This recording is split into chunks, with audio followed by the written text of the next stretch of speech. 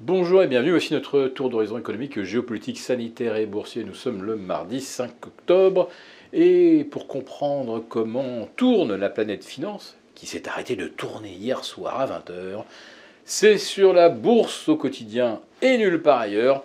Et l'épisode du jour s'intitulera justement lundi 4 octobre, 20 h, la planète s'est arrêtée de tourner. Qu'est-ce qui s'est passé? Eh bien oui, c'était la fin du monde pour les utilisateurs de Facebook qui n'avaient plus accès à aucun de leurs friends. C'était la fin du monde pour les influenceurs sur Instagram, puisque pendant près de 7 heures, ça a été le blackout complet. Facebook, Insta, une partie de WhatsApp. J'ai testé, donc je peux vous le dire. Ça fonctionnait encore dans certaines zones, ça ne fonctionnait plus dans d'autres. Et Messenger, je pense, a été touché également. Que s'est-il passé? On ne le sait pas vraiment. On a constaté la plus grande panne de l'histoire de Facebook et de tous ses satellites.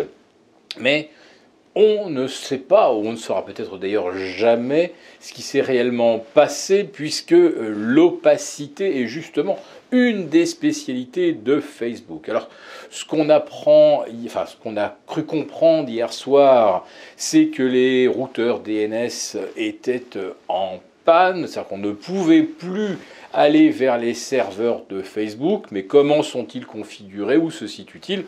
On n'en sait pas grand-chose. Et Facebook explique que c'était un problème de configuration défectueuse des routeurs. Tous les routeurs en même temps qui tombent, ah ouais, c'est quand même bizarre. Sans oublier les badges des salariés de Facebook qui ne passent plus. On ne pouvait plus rentrer dans les locaux de Facebook. Alors sachez que maintenant tout le monde travaille à distance chez Facebook, donc c'est pas facile. Quand on a besoin de réparer une panne, il faut envoyer du monde. Et là, même les badges ne marchaient plus. Alors, est-ce que ça a à voir quelque chose avec les routeurs?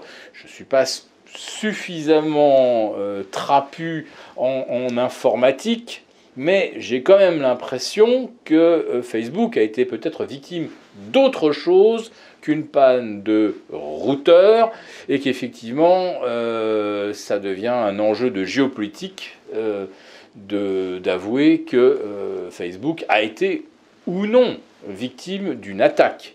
Voilà. Alors, je peux vous dire qu'hier soir, il y avait quand même beaucoup de commentaires où on se demandait si une panne de cet ordre pouvait survenir naturellement ou pouvait provenir d'une attaque.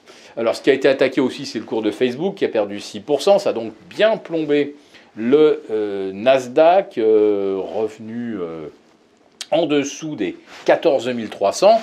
Ce qui signifie quelque part un nouveau signal de baisse. Mais quand c'est un titre qui tire, allez, pour 20% de la baisse du Nasdaq hier soir, c'était Facebook. Donc est-ce qu'il n'y a pas un biais qui doit nous inviter à nous montrer un peu prudents vis-à-vis d'un signal baissier qui, lui, par contre, paraissait incontestable, avec un titre perdant plus de 6%. Voilà, mais les signaux baissiers, justement, rappelez-vous vendredi, ce signal de rupture de l'ouverture des places européennes, puis finalement le signal est invalidé dans l'après-midi. On a ensuite une cassure sur les indices US. Alors, bon, c'est fini, hein, les supports sont cassés sur le S&P, sont cassés sur le Dow Jones et sur le Nasdaq. Mais qu'est-ce qui va se passer cet après-midi si on réintègre de nouveau et qu'on nous dit que finalement, sur Facebook, c'était une simple panne? Il ne s'est rien passé, juste une panne, quoi. Bon, faudrait pas qu'elle se reproduise, évidemment, parce que ça perturbe quand même le business de beaucoup de gens. Il y a énormément d'entreprises d'ailleurs qui font pratiquement l'essentiel de leur chiffre d'affaires au travers de Facebook, de Messenger. Et je ne parle pas des influenceurs qui cessent d'exister à l'instant où Facebook disparaît. Maintenant, qu'est-ce qui pourrait également inquiéter Wall Street? Eh bien, ce sont ces mini-scandales en cascade où on apprend que les uns après les autres, les gouverneurs, même les vice-présidents de la Fed ont spéculé sur les marchés obligataires, sur les marchés d'actions. Donc après Rosengren, Kaplan qui ont déjà démissionné, les soupçons que Jérôme Powell, lui aussi, au travers d'un intermédiaire qui n'est pas directement, évidemment, qui ne répond pas au téléphone et ne prend pas forcément les ordres de Jérôme Powell en direct, on apprend que le vice-président Richard Clarida, lui, il a bien décroché son téléphone et il a passé des ordres sur le marché obligataire, sur les actions, la veille d'une annonce majeure de la Fed fin février dernier. Bon, alors là, je sais bien que les avocats sont quand même très malins, ceux qui défendaient donc messieurs Kaplan et Rosengren ont réussi à dire que toute la législation avait été respectée, qu'il n'y a pas de délit d'initié et que tout a été fait dans les règles. Mais enfin, avouez quand même qu'au niveau déontologique, comme on dit, ça craint un peu. Donc, M. Clarida va-t-il rester à sa place? À mon avis, il va falloir qu'il fasse comme messieurs Kaplan et Rosengren et qu'il remette sa démission. Or, vous imaginez bien que Jérôme Powell était au courant de tout cela, forcément, puisque toutes les opérations faites par des membres de la Fed, tout ça, c'est visé, validé par des avocats.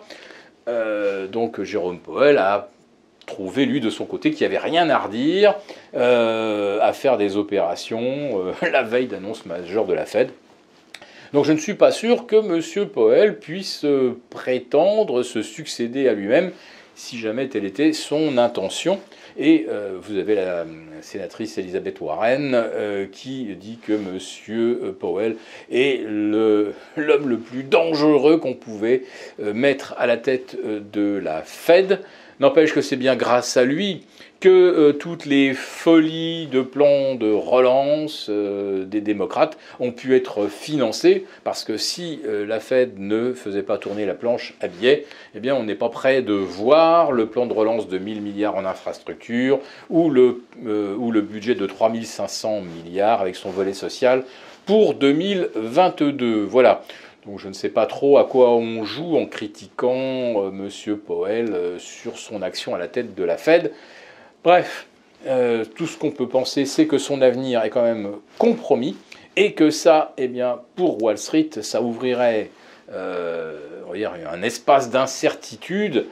Et les marchés, évidemment, n'aiment pas ça, parce qu'avec Powell, ils avaient, comme avec Janet Yellen, un vrai ami des marchés, quelqu'un qui fera tout pour qu'il ne baisse jamais. Eh bien, là, je dois dire que cette certitude, elle en prendrait quand même un coup. Voilà, si cette vidéo vous a plu, n'hésitez pas à nous mettre un pouce. On vous retrouve demain pour une quotidienne et jeudi pour notre live avec les abonnés premium de la lettre des affranchis. À bientôt.